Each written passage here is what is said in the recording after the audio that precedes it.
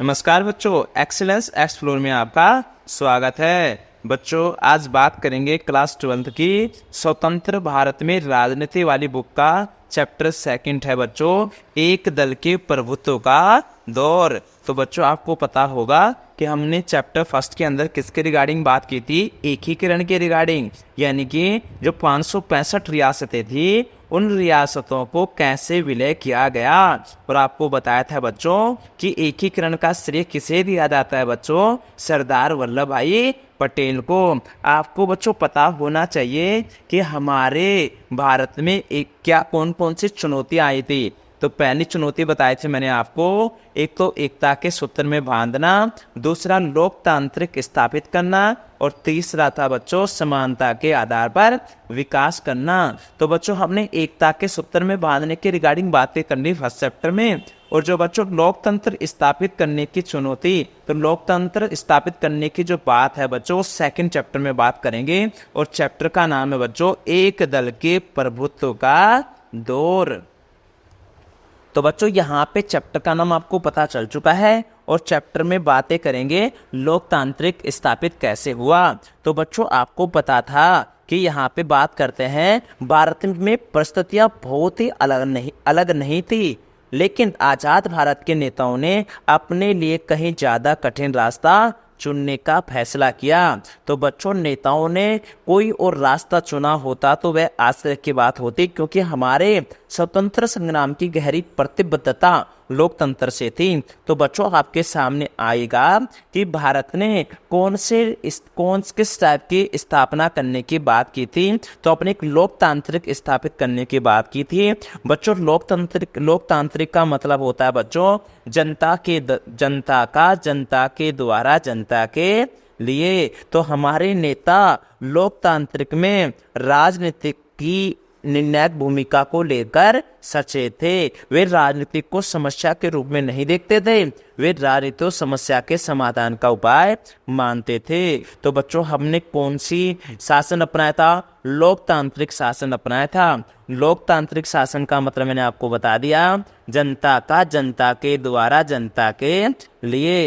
एक आता है बच्चों डॉक्टर भीमराव अंबेडकर। तो बच्चों ये प्रारूप समिति के अध्यक्ष थे। किसके अध्यक्ष थे बच्चों, प्रारूप समिति के अध्यक्ष थे। तो बच्चों आपको कोई पूछे कि प्रारूप समिति के अध्यक्ष कौन थे, तो बच्चों आप बताएंगे डॉक्टर भीमराव अंबेडकर। हिंदुस्तान की राजनीति में नायक पूजा जितनी बड़ी भूमिका अदा करती है, उसकी तुलना दुनिया के किसी भी देश की राजनीति में मौजूद नायक पूजा के भाव से नहीं की जा सकती। लेकिन राजनीति में नायक पूजा का भाव सीधे पतन की ओर ले जाता है, और यह रास्ता तानाशाही की तरफ जाता है। तो ऐसा कहा गया था बच्चों, संविधान सभा में भाषण दिया गया था किसके द्वारा, डॉक्टर भीमराव अंबेडकर के। अब बच्चों बात करते हैं भारत ने कौन सा शासन अपनाया, लोकतांत्रिक शासन अपनाया। अगर आपसे कोई बात करे कि हमारा संविधान लागू कब हुआ था बच्चों, तो आप बताएंगे 26 जनवरी 1950 को हमारा संविधान क्या होता है बच्चों, लागू होता है। अगर तुमसे कोई पूछे बच्चों कि हमारा संविधान कब बनकर तैयार हुआ था, तो आप बताएंगे बच्चों 26 नवंबर 1949 को। 26 नवंबर 1949 को हमारा संविधान बनकर तैयार हो गया था, और तैयार होने को बच्चों हम क्या कहेंगे, अंगीकृत हुआ। क्या हुआ बच्चों, अंगीकृत हुआ। तो संविधान 26 नवंबर 1949 को क्या हुआ था बच्चों, अंगीकृत हुआ था, और 26 जनवरी 1950 को संविधान अमल में आया, यानी कि लागू हुआ। तो बच्चों इसके 2 दिन पहले यानी कि 24 जनवरी 1950 को इसके संविधान पे साइन किए गए थे। हस्ताक्षर कब किए गए थे बच्चों, 24 जनवरी 1950। तो बच्चों ध्यान रखना 26 जनवरी 1950 को हमारा संविधान लागू होता है, 26 नवंबर 1949 को हमारा संविधान अंगीकृत यानी कि बनके तैयार होता है, और 24 जनवरी 1950 को संविधान पे हस्ताक्षर किए जाते हैं। और बच्चों ध्यान रखना अंतिम बैठक जो हुई थी 166 बैठक में से अंतिम बैठक भी कब हुई थी, 24 जनवरी 1950। और उसके अंदर 3 बातें हुई थी। एक तो भारत का राष्ट्रपति डॉक्टर राजेंद्र प्रसाद होगा, एक हमारा राष्ट्रगान क्या होगा बच्चों, जन गण मन, और एक राष्ट्रगीत क्या होगा बच्चों, हमारा वंदे मातरम। तो 24 जनवरी को किसकी बात करेंगे हम लोग, ट्रिपल आर की। आर का मतलब राष्ट्रपति, आर का मतलब राष्ट्रगान, और आर का मतलब राष्ट्रगीत। अब बच्चों क्या आता है कि लोकतांत्रिक स्थापित करने के लिए हमें क्या कराना पड़ेगा बच्चों, सार्वभौमिक या किस मताधिकार के आधार पर क्या कराना पड़ेगा, चुनाव। यानी कि चुनाव कराने के लिए किसका गठन किया जाएगा बच्चों, चुनाव आयोग का। और बच्चों इस चुनाव आयोग का गठन हुआ था 25 जनवरी 1950 को। कब हुआ था बच्चों, 25 जनवरी 1950 को चुनाव आयोग का गठन किया गया। और बच्चों जब चुनाव आयोग का गठन हुआ तो उस समय पहले चुनाव आयुक्त कौन थे, सुकुमार सेन, और अब कौन है बच्चों, राजीव कुमार। अब कौन है बच्चों, राजीव कुमार। तो दोबारा रिपीट कर रहा हूं बच्चों, आपको पता होना चाहिए कि चुनाव आयोग का गठन एक तो हुआ था कब, 25 जनवरी 1950 को हुआ था, और उसके पहले चुनाव आयुक्त कौन थे, सुकुमार सेन थे।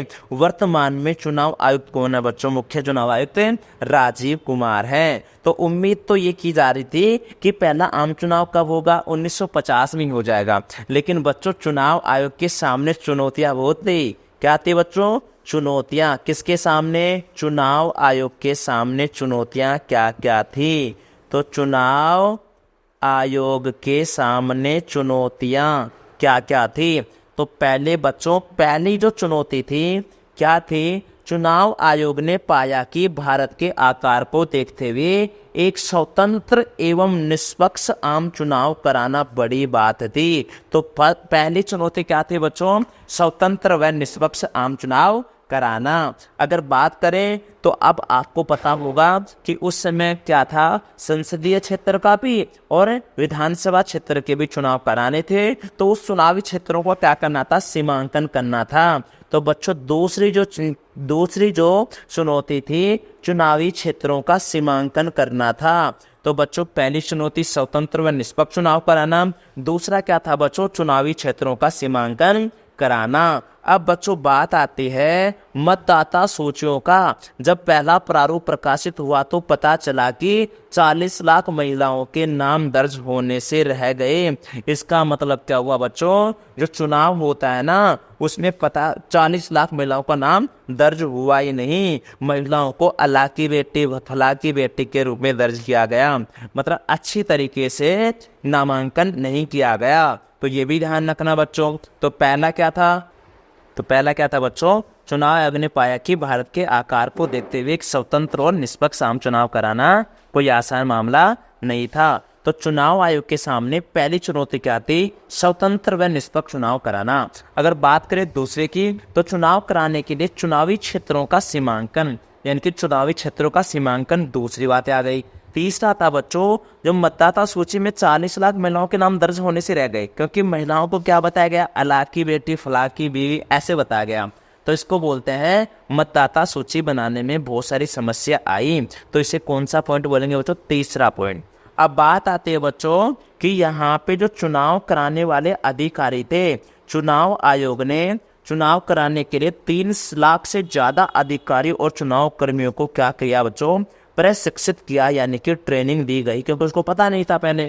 तो ये चीज ध्यान रखना बच्चों। एक और बड़ी बात थी कि मतदाताओं में महज 15% साक्षर लोग थे। तो ये भी एक बड़ी बात थी बच्चों। तो ये चुनौतियां थी, पहला स्वतंत्र और निष्पक्ष आम चुनाव कराना, दूसरा चुनावी क्षेत्रों का सीमांकन कराना, तीसरा महिलाओं को पता नहीं है, 40 लाख महिलाओं का नाम दर्ज होने से रह गया, क्योंकि महिलाओं को अल्लाह की बेटी फलाह की बीवी के रूप में दर्ज किया गया, यानी कि मतदाता सूची बनाने के मार्ग में दिक्कतें आई। चुनाव आयोग के जो अधिकारी थे उनको प्रशिक्षित कराना, ये भी बड़ी बात थी। और मतदाताओं में 50% क्या थे बच्चों, साक्षरता थी उस समय बस।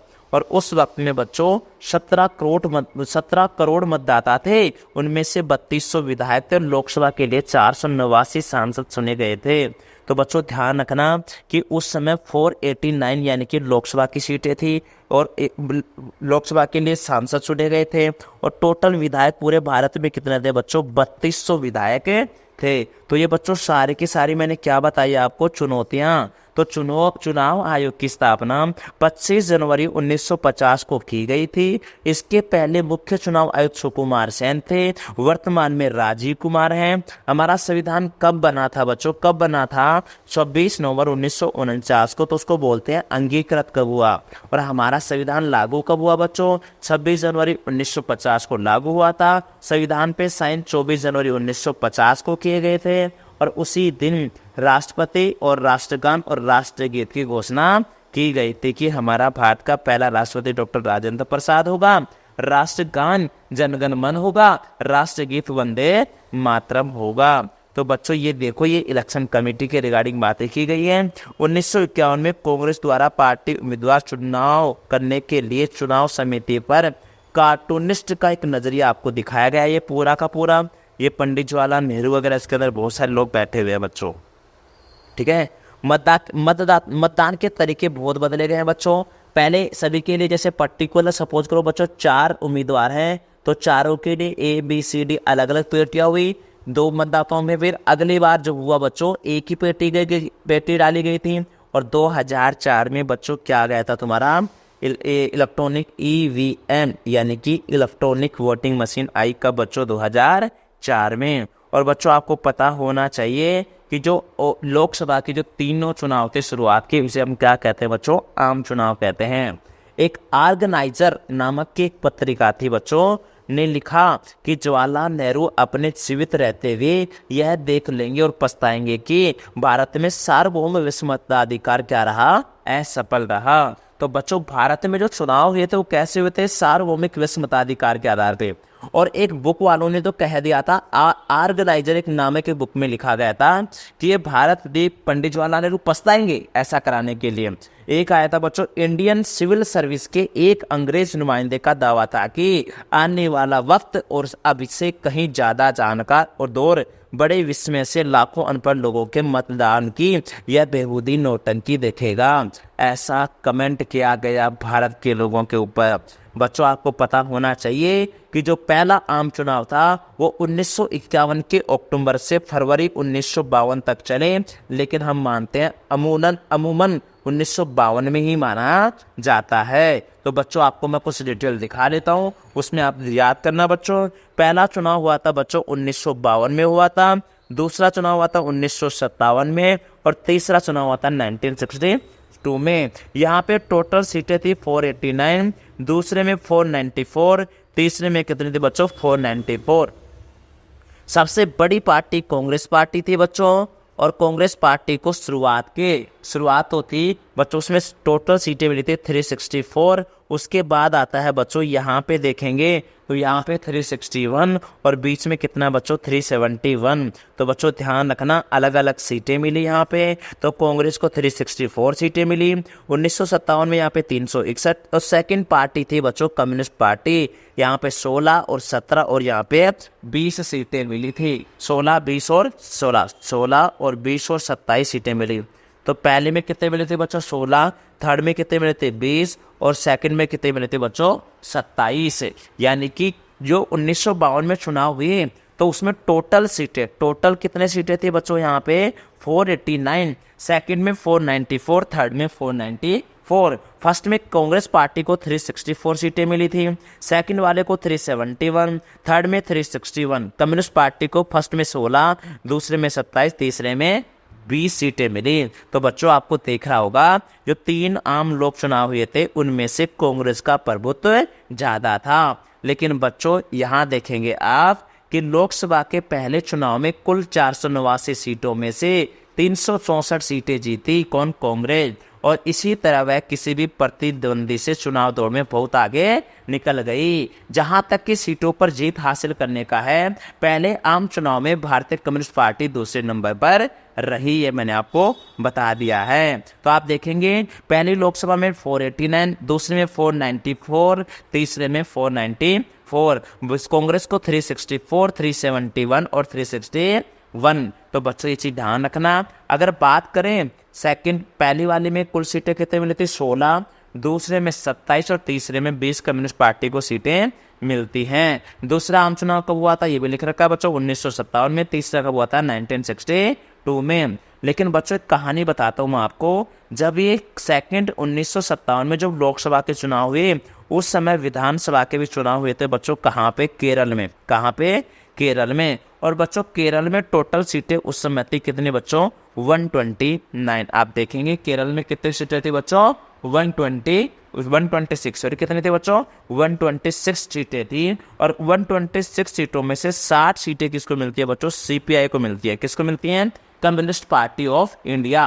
तो 60 सीटें मिलती हैं। इसको बहुमत नहीं मिला तो ये 5 अलग पार्टियों से मिलके केरल में किसकी सरकार बनती है बच्चों? कम्युनिस्ट पार्टी की सरकार बन जाती है। केरल विधानसभा की बात कर रहा हूं बच्चों। केरल विधानसभा में टोटल सीटें कितनी थी बच्चों? 126 सीटें टोटल थी। और उनमें से 60 सीपीआई को मिलती है, 5 अदर ले लेता है। दोनों मिला के सरकार किसकी बना देती है? सीपीआई की। और बच्चों सीपीआई की तरफ से एक व्यक्ति है, उसका नाम है बच्चों नंबूदरीपाद। क्या है बच्चों? नंबूदरीपाद वहां के क्या बनते हैं? सीएम बनते हैं। बच्चे पूरी घटना कब की है बच्चों? 1957 की। अब ये बात पता किसको चलती है बच्चों? कांग्रेस सरकार को पता चलती है। कांग्रेस सरकार 2 साल बाद 1959 में यहाँ पे आर्टिकल 356 का यूज करती है। कौन सा आर्टिकल बच्चों? आर्टिकल 356 का यूज करके यहाँ पे राष्ट्रपति शासन लगा के इसमें यहाँ पे जो कम्युनिस्ट पार्टी की सरकार है बच्चों, उसको क्या कर देती है? बर्खास्त कर देती है। और फिर यहाँ पे किसकी सरकार आती है बच्चों? कांग्रेस की। तो बच्चों ध्यान रखना, 1952 में टोटल सीटें 489 थी। कांग्रेस को सीटें 364 मिली, सीपीआई को 16 मिलती है। 1957 में लोकसभा का चुनाव होते हैं। टोटल सीटें 494, 371 कांग्रेस को, 27 सीपीआई को। लोकसभा के तीसरे आम चुनाव होते हैं 1962 में। टोटल सीटें 494, कांग्रेस को 361, सीपीआई को कितना मिलता है बच्चों? 20। अगर बात करें केरल की, तो केरल उस समय विधानसभा के चुनाव होते हैं 1957 में। 126 सीटें होती है, 60 सीपीआई मिलती है, 5 अलग मिलके टोटल मिल जाती है। सरकार किसकी बनती है? सीपीआई की। और मुख्यमंत्री कौन बनता है बच्चों सीपीआई की तरफ से? नंबूदरीपाद। लेकिन 1955 में कांग्रेस सरकार यूज करती है किसका? आर्टिकल 356 का यूज करती है। उसको कहती है राष्ट्रपति को कि क्या लगा दो बच्चों यहाँ पे राष्ट्रपति शासन लगवा के वहां की सरकार को क्या कर देती है बच्चों? बर्खास्त कर देती है। तो बच्चों यहां तक आपको पता होना चाहिए। अब आगे जो पार्ट आएगा बच्चों इस चैप्टर का, उसमें हम पढ़ेंगे पहले 3 आम चुनाव में कांग्रेस का प्रभुत्व तो था, लेकिन वो कैसे अन्य देशों से अलग था और इसकी प्रकृति कैसी थी और इसके प्रभुत्व के क्या क्या कारण थे। तो बच्चों यहाँ पर इस पार्ट को क्या करते हैं? कंप्लीट करते हैं। अब नेक्स्ट जो बातें बची हैं वो नेक्स्ट पार्ट में बात करते हैं। Thank you.